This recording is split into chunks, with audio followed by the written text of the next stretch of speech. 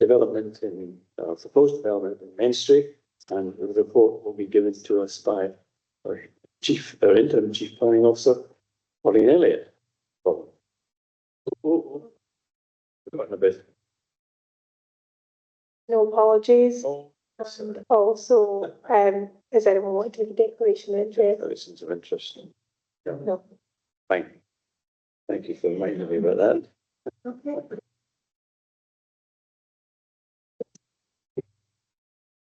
Thanks, members.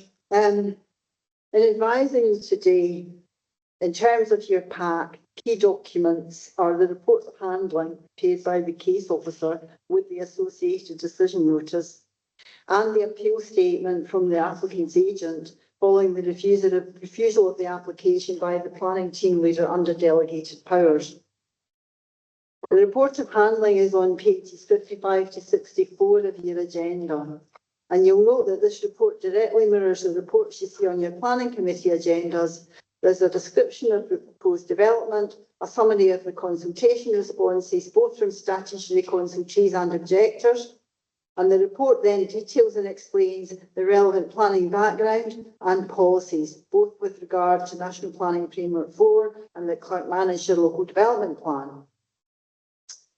On page 60, the case officer sets out the rationale for his recommendation, taking all of the relevant policies and material planning considerations into account. You will note that the fundamental issue which led him to recommend a refusal is the constricted width of the proposed building plot caused by the lack of distance between the house of the applicant on 27 Middleton and the neighbouring property at 2 Craycorn. The officer concluded that the site, although generous, was never designed to contain a separate detached dwelling in that spot. As part of a negotiation, the agent suggested conditions, and these are listed at the top of page 61, which could potentially mitigate some of the issues. However, the case officer states that as this is an application for planning in principle, the very restrictive conditions could lead to requests for relaxation where a detailed application lodged, as they would severely constrain the amenity of any new house to be built. The officer concludes that notwithstanding the well-meaning attempts of the agent to make the development more acceptable by suggesting conditions and making amendments to the layout during the negotiation process, the site remains too cramped and it is not possible to make it acceptable, as it will still be likely to cause unacceptable adverse impacts on the amenity of the neighbours at 2 Craycorn. This is especially because that neighbouring property has 2 main windows on the gable wall, which would overlook the proposed new dwelling. These reasons are also clearly set out on the decision notice, which is provided for you on page 65 of your agenda. Just as an aside, members, there are neighbours' objections based on traffic and park count, but these are not cited as refusal reasons, because you'll note that on page 56, roads and transportation are content with the highway situation subject to specified conditions. So therefore, the officer's recommendations are were solely based on the suitability of the available land for an additional dwelling. Members, you need to decide if the appeal statement from the applicant's agent offers any additional information to that considered by the case officer, which would lead you to an alternative conclusion to that made by the case officer. Thank you for that. Right, well, Yes, yes, well, indeed. And bear in mind, members, that what we're doing here today is considering whether the officer concerned with the information available to him or her at the time made the correct decision within the standard planning regulations. We can accept that his or her assessment, or we can overturn that. We can overturn it with conditions. We can ask for further information, etc. If we need that, if we don't feel we've got enough information to make a decision. But we must get to a point where we three are content that we have enough information to make a decision on that ruling and whether to overturn it or amend it.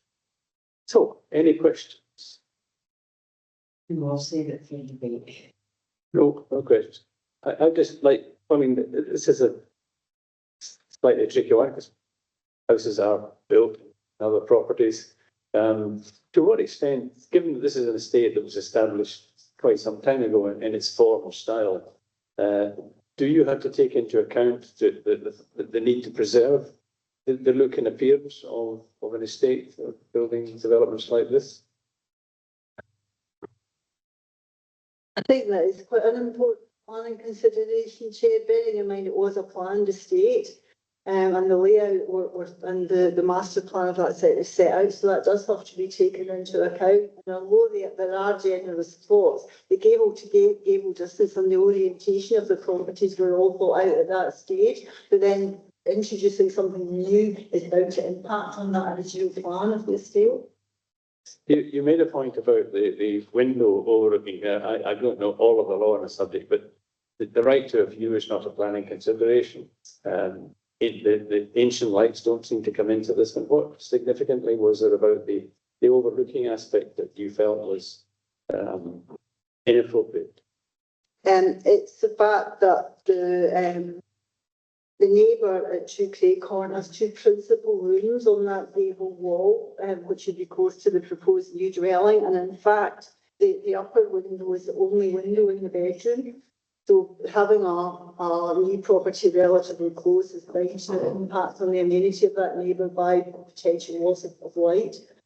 It could be potentially be overcome by not having windows on the new dwelling, or perhaps a skewed window on the new dwelling. But then in my professional planning view, that would impact on the amenity of the proposed new house. Right, very complicated. Okay.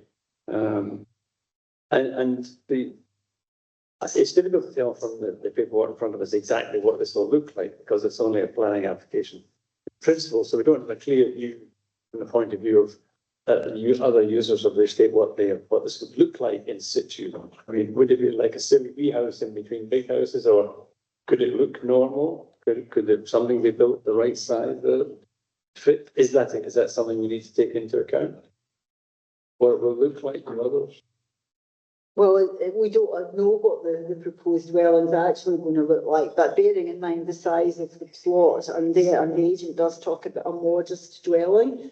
I mean, it's really for members to decide based on the assessment of the case officer whether or not a small house, and it will have to be quite a small house given the available land and the proximity of the neighbour and the principal dwelling in whose garden it will be placed, whether or not, you know, it's going to be how that visual appearance is going to be. But it is definitely going to have to be a fairly modest dwelling.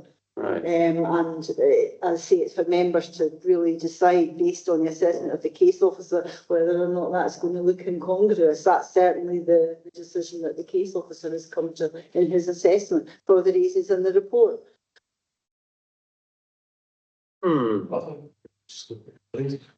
Sorry. What's the other one? As soon as you drive out the street. Could you put your mic on that? As soon as people come in the street, they see that house right away because it's brand new compared to the rest. Yeah, I don't know, would that be a consideration, the newness of the property, or is it more style of it that's the issue? It just looked totally different to the rest of the houses because it's. Well, we're not clear what it would look like, because it's only a planning permission. In principle, they're asking for the idea of, is it okay to build a house in that spot? But actually, I think. Just saying it was totally different to the rest, that's what I mean. The rest of the streets. Could do, but I mean, it could be built in a similar style. Cool. No questions? Sorry?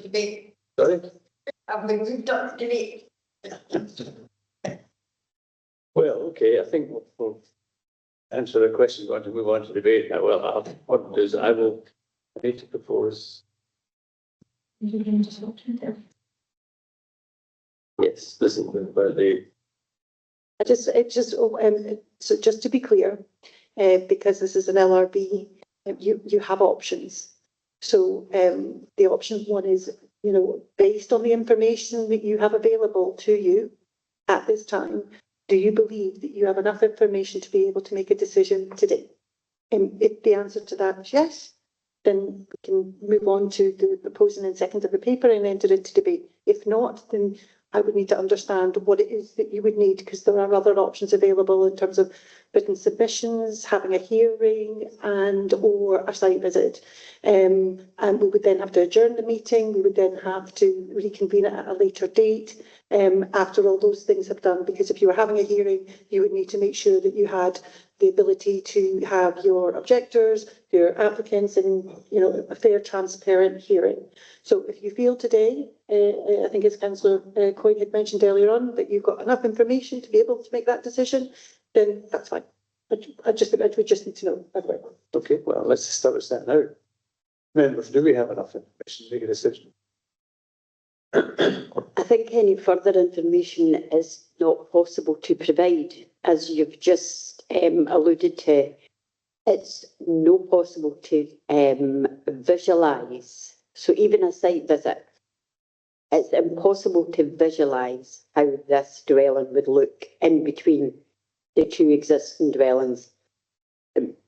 We could get that for a mock-up, an AI mock-up, and it still wouldn't look any better. So I don't think further information is going to help, because the information we need is not available. Right. So the information we've been supplied with is in the notes and in the report we just heard. If you both feel that that is adequate for our purposes today, then we will proceed. Yes, we shall proceed. In that case, I will formally propose the paper, so we may debate it. Do I have a second? Second. Thank you, Councillor McTaggart. Right, we're into debate. Right. Councillor McTaggart. I think the question that you asked earlier, the aesthetics, I think is important. That estate was built in 1969, and things of the style of houses, the way the planning authority considers planning applications have changed immensely since 1969. So I think that is an important point. I also wonder how essential this is. It's not an essential element, it's a desire, in my opinion, rather than something that's essential. For example, we've given permission for things like extensions or developments improved because there's been an essential need, but I can't see the essential nature of this. In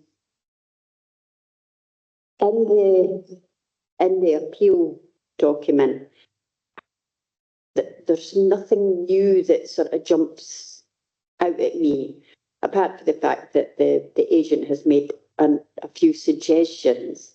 These suggestions don't, to me, change the material aspect to the original application.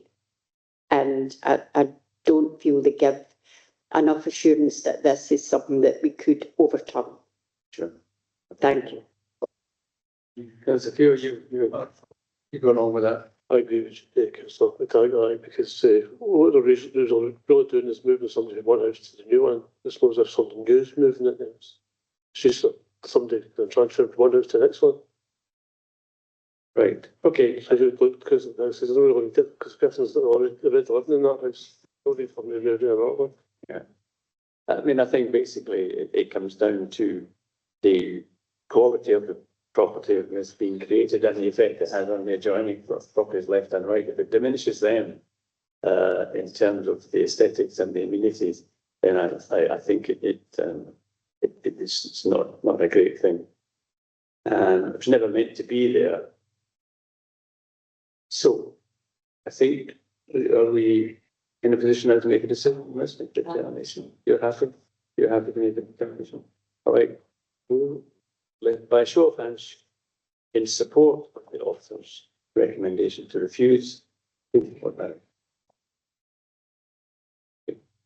very much. Thanks, Chair.